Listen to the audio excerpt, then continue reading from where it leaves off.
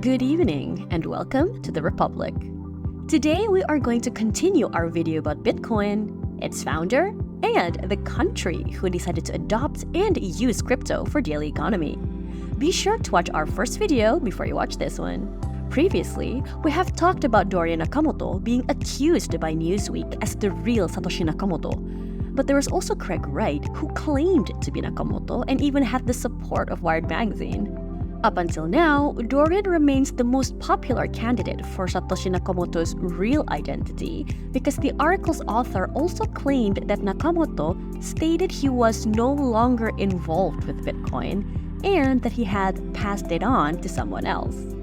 However, Dorian later denied the quote and claimed he had misunderstood the question. He told the Associated Press, "I have nothing to do with it."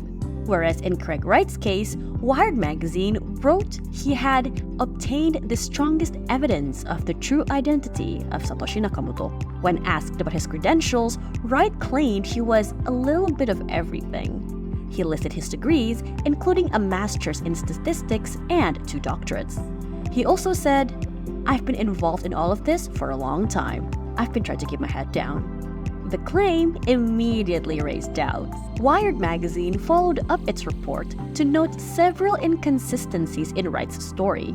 It became quite the controversy, someone claiming to be the Satoshi Nakamoto, to the point Vitalik Buterin himself spoke up and called Craig Wright out on it. Over the past decade, Bitcoin investors have gone through a roller coaster journey. There were extreme price fluctuations, scams, and also regulatory uncertainties. Despite daily volatility, Bitcoin has witnessed several significant price bubbles and crashes. Starting from its humble beginnings in 2009, when it was practically worthless, Bitcoin saw its first notable surge in 2011, skyrocketing from just $1 to $32 in just 3 months, only to crash to $2 later that year. In 2021, Bitcoin broke previous records, reaching over $41,000 in January and hitting an all-time high of $69,000 in November. Bitcoin's journey over the past decade has been marked by extreme highs and lows, with moments of intense speculation, regulatory developments, and increased institutional participation shaping its trajectory.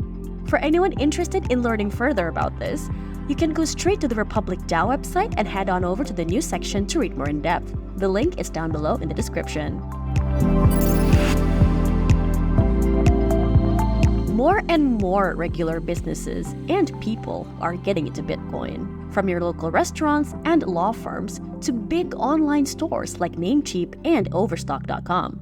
Even though Bitcoin is still pretty new, it's growing quite fast. In May 2018, all the Bitcoins put together were worth more than $100 billion, and people were trading millions of dollars worth of Bitcoin every single day. El Salvador made Bitcoin legal tender on June 9th, 2021.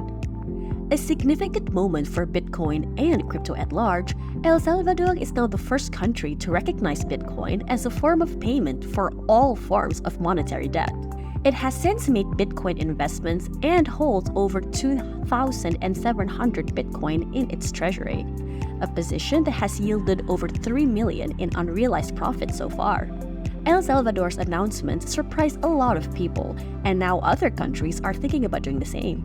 But it also got attention from groups like the International Monetary Fund, or IMF, who worry this move might cause some big economic and legal problems.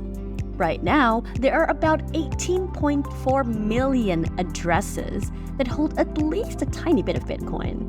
I know that sounds a lot, but remember, it's still just a small piece of the whole world.